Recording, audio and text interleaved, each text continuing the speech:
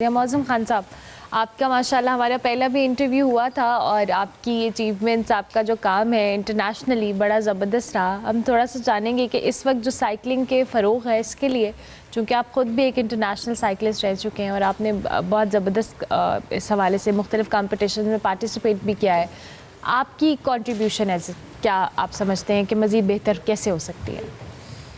देखिए, साइकिलिंग आपको पता है एक स्पोर्ट्स है लाइक एनी अदर स्पोर्ट्स, जो कि बड़ी हेल्दी स्पोर्ट है। तो इसके अंदर डिफरेंट प्लान चल रहे होते हैं और कोशिश ये कर रहे होते हैं कि पाकिस्तान के लिए कुछ ऐसा किया जाए कि पाकिस्तान का नाम जो है वो इंटरनेशनल लेवल पे जो है वो हम सरबुलंद कर सकें। और उसके लिए हम डिफरेंट प्लान अब कर रहे हैं। अभी 1 से 9 मई को जो है वो नेशनल गेम्स हो रही हैं कराची में।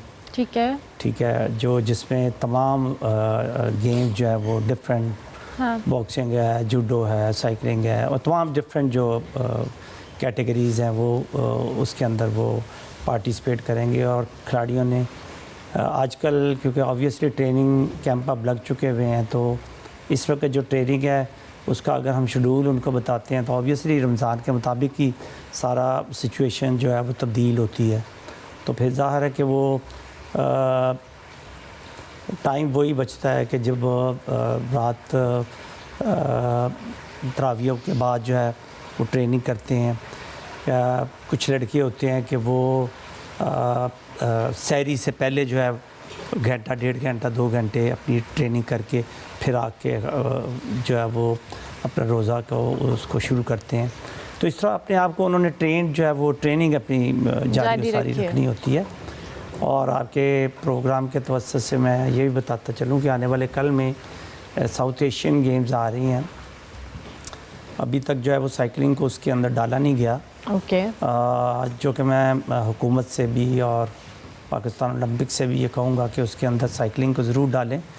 और आई श्योर के साउथ एशिया में पाकिस्तान के गोल्ड भी और सिल्वर मेडल भी आई श्योर कि इंशाल्लाह अज़ीज़ हम हासिल करेंगे इंशाल्लाह। ठीक तो ये ना सोचें कि जी अगर हम साइकिलिंग को डालेंगे तो शायद हम मेडल कम हो जाएंगे।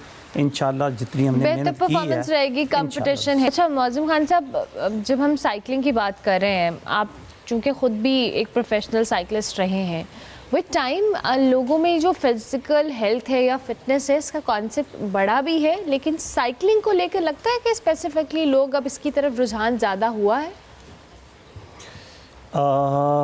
मैं समझता हूँ कि जितना रुझान होना चाहिए अनफॉर्चुनेटली अभी उतना नहीं है।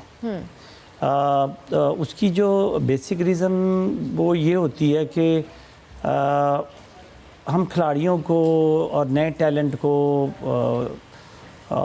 जो खिलाड़ी नए आ रहे होते हैं, हम अनफॉर्चुनेटली हम उतने इवेंट नहीं करवा पाते जितनी उनको ज़रूरत होती है। सही। क्योंकि आज की साइकिलिंग जो इस वक्त जो साइकिलिंग की सोच है और आज से 30 साल पहले की सोच है उसमें बहुत फ़र्क है। कैसे फ़र्क कैसे? लाइक मैंने जिस वक्त साइकिलिंग की थी तो आप यकीन करें कि स्टार्टिंग में हमें इतना शौक़ होता था कि एक छोटा सा कप मिलता था, छोटी सी ट्रॉफ़ी, हम उसके लिए हमें जेलम भी जाना पड़ता था तो हम जाते थे। ठीक है, वो एक पैशन होता था। अब लोग इंसेंटिव देखते हैं, आज का बच्चा भी देखता है कि मुझे कहाँ पे ज़्यादा फैसिलिटेट किया जा रहा है, मैं किस साइड पर जा रहा हूँ, मुझे वहाँ से हासिल क्या होगा। बिल्कुल सही। ठीक है ना, आज का बच्चा वो नहीं है कि जी उसको आप एक कप पकड़ा दें और उसको कहें कि जी आप महीना पूरी ट्रेनिंग करते रहें और हम उसको वो दे दें। क्योंकि जो वक्त के साथ साथ बहुत सारी चीज़ें जो है वो तब्दील हुई हैं। एब्सोल्युटली। अगर हम उस तब्दीली के साथ अपने आप को तब्दील नहीं करेंगे तो वो जो डेवलपमेंट हम करना चाहते हैं वो नहीं कर पाते। और यही चीज़ है कि अगर आप 30 ईयर्स पहले अगर ओलंपिक के रिकॉर्ड्स अगर आप देख लें तो उसके और आज के जो ओलंपिक के रिकॉर्ड्स हैं उसमें ज़मीन आसमान का फ़र्क है।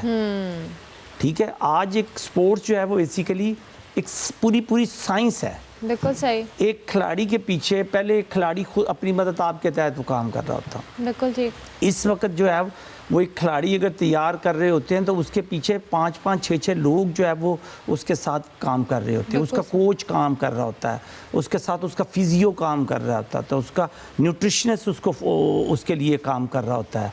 तो डिफरेंट चीज़ें उसकी डे टू डे उसकी मेजर्स की जाती हैं कि इसकी लाइक ग्राफ बकायदा बनता है कि अगर 15 दिन पहले एक बच्चा एक सर्टन लेवल पे है, आफ्टर 15 डेज इसने अपने आप को कितना इम्प्रूव किया है। ठीक है। सो उस हिसाब से अगर देखा जाए तो हमें हम अनफॉर्चुनेटली हम अपनी मदताब के तहत भी जो गवर्नमेंट हमें फैसिलिटेट करती है उसको भी इस्तेमाल करके जितना मैक्सिमम हम कर सकते हैं वो तो हम करते हैं, लेकिन ऑब्वियसली जितना नीड उसकी है अनफॉर्चुनेटली वो नहीं है, जिसकी वजह से जो हमें रिज़ल्ट जो फीडबैक आना चाहिए उतना नहीं आ रहा है। बिल्कुल सही है, ठीक। और ज़्यादातर जो खिलाड़ी हैं वो फिर अपनी मदद आपके तहत जो है वो आते हैं, और ज़्यादातर टैलेंट जो जहाँ पे अगर देखा जाए ना, वो टैलेंट साइकिलिंग जैसे खेल या और कई खेल हैं